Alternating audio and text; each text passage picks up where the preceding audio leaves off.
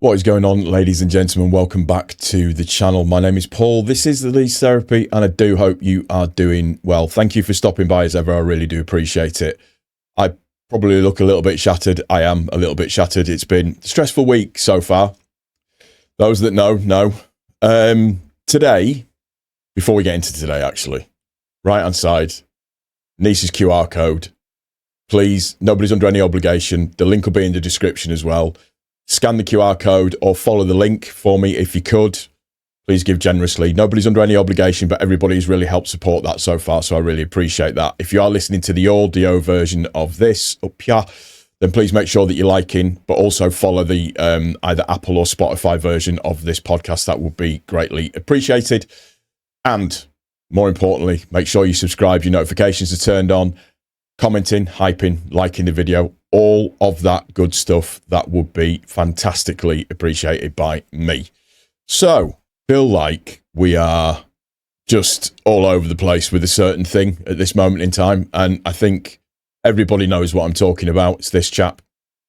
So, it's typical Leeds United, really, when you think about it, isn't it? Because there's transfer sagas, and then there's Leeds United transfer sagas. Although it's not at transfer saga status yet, I'm probably being a bit melodramatic for the video. Somehow this one's managed to become a really weird one in terms of what we've seen for a little while. We've got journalists saying that there's bids gone in of 20 million. Another one saying that there's bids gone in of more than 20 million. Someone else is saying it's 23 million plus add-ons.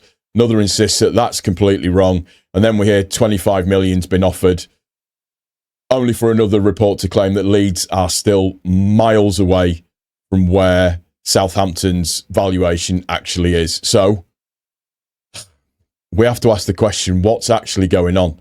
So today we're going to look through every credible report surrounding Mr. Charles, explain why there's so much confusion, why Southampton have got such a strong negotiating position, and perhaps more interestingly, why Leeds themselves appear to be negotiating entirely in public, which is something which is really, really odd for them to do. As we know, if there's one thing that the 49ers ownership have been incredibly good at over the last few windows, is keeping absolutely everything behind closed doors. And this, I think everybody can agree, it's hugely different to where it was in terms of other transfers that we've had. So, right, let's get into it.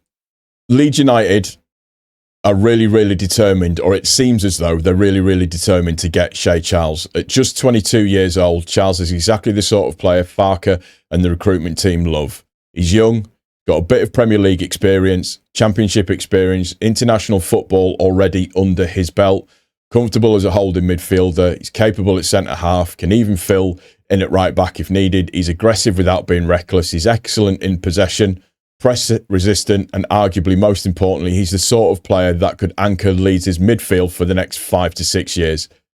For Leeds, when you look at it, he's just not another signing. This feels like someone Leeds genuinely see as a cornerstone of the next Premier League team, potentially. And I have to stress that, it's potentially. So why is Southampton playing hardball? Quite simply, they don't actually need to sell him.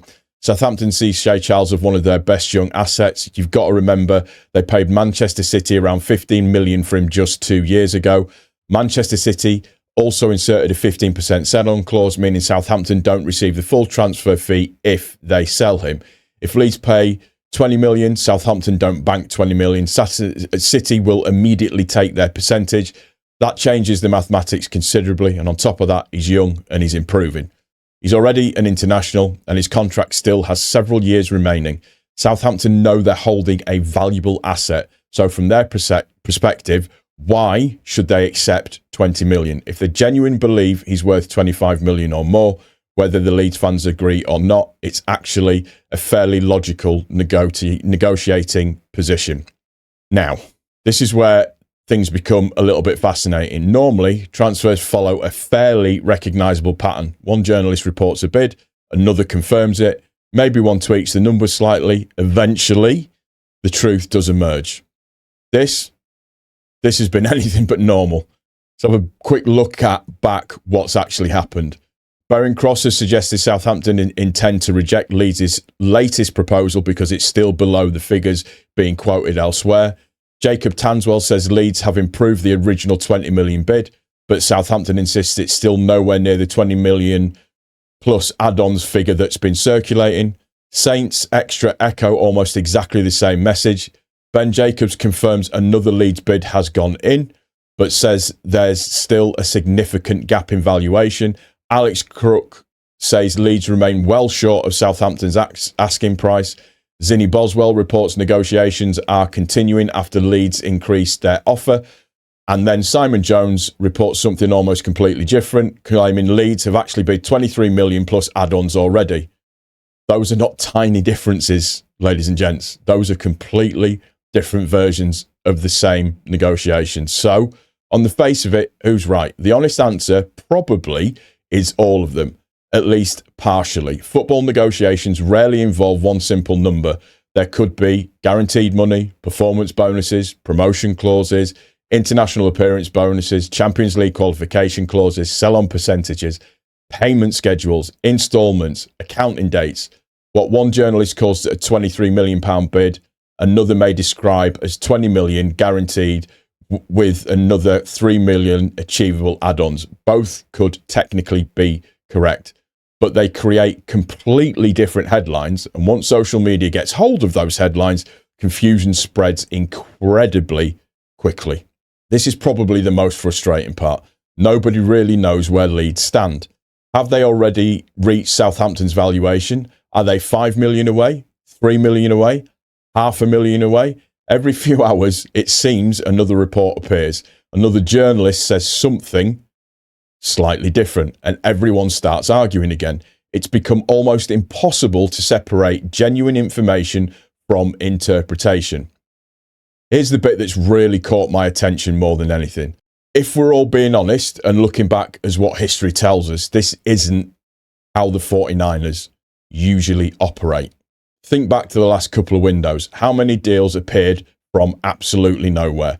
Tanaka, Bogle, Rodon. It wasn't that there was tons and tons of information that were out there. It was just, we were informed there was interest, then the deal was done. That's it. That simple. Plenty of Leeds targets barely leaked before agreements were closed. The club has become exceptionally good at keeping negotiations private. Very little escapes Ellen Road these days, yet somehow every single stage of the Shea Charles negotiation seems to be appearing publicly. Every bid, every rejection, every valuation, every counter position, every journalist seems to have another update. That's unusual, very unusual, and it's something that's really piquing my interest as far as Shea Charles is concerned. There are a few possible explanations. Firstly, Southampton may simply be briefing far more aggressively than Leeds. It's not an unusual stance to take. Selling clubs often want the market to know their strong interest. Secondly, Leeds could be deliberately allowing parts of the negotiation to become public, perhaps to demonstrate ambition, perhaps to reassure supporters after losing key players previously.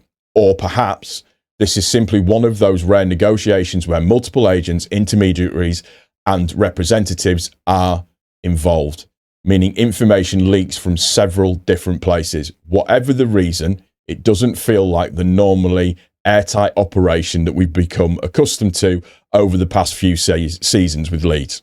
One thing supporters should remember, noise doesn't necessarily mean failure. In fact, the longer negotiations continue, the more likely it suggests neither club has walked away. If Southampton genuinely had no intention of selling, the conversation would probably already be over. Instead, every reliable reporter continues to use words like ongoing, negotiations continue, talks remain active. That suggests there's still optimism. It's simply a question of finding the number both clubs can accept. The £1 million question, is he worth it? Or perhaps the £25 million question, harf harf. Personally, I can understand both sides. Leeds see one of Britain's best young defensive midfielders, a player who fits Daniel Farke's style perfectly. When I say Britain, I mean the country that he's playing in. Someone with resale value, someone who improves the first 11 immediately. Southampton see a player entering his prime with Premier League potential. and a contract that gives them complete control. Neither side is being unreasonable. It's just classic negotiation. The only problem is we're all watching it unfold in real time, and it makes it very, very tiring. And you get to the stage where you just think, just move on. I've had enough of it all now. Just move on with it. Let it be, and just go on to the next target. Is it a position that we really, really need to upgrade on? We are particularly blessed in midfield, so it does seem strange that we are pursuing this as much as what we are. So where does it leave us? The reality is nobody outside the negotiating rooms knows the exact figures. There are too many credible journalists reporting slightly different information for anyone to claim complete certainty. What we do know is this: Leeds have made multiple offers. Southampton have rejected them. Negotiations remain ongoing. Southampton continue to value Charles at around 23 to 25 million plus incentives, reflecting his age, versatility, long-term contract, and the fact they also have to account the Manchester City sell-on clause. And perhaps most intriguingly of all, the entire process has played far more publicly than we become accustomed to under the 49ers ownership. Whether that's by design or simply the nature of this particular deal, only those inside the negotiations truly know. Until then, every fresh report should probably be treated with a little caution, as I always say, because one thing this saga has taught us is that headlines rarely tell the whole story. So on the face of it, you've got a transfer that feels like it's getting nowhere, going nowhere fast, and we're all struggling to see the wood for the trees. You've got people like myself. I put out a tweet earlier on going, just walk away, just move on. I'm bored.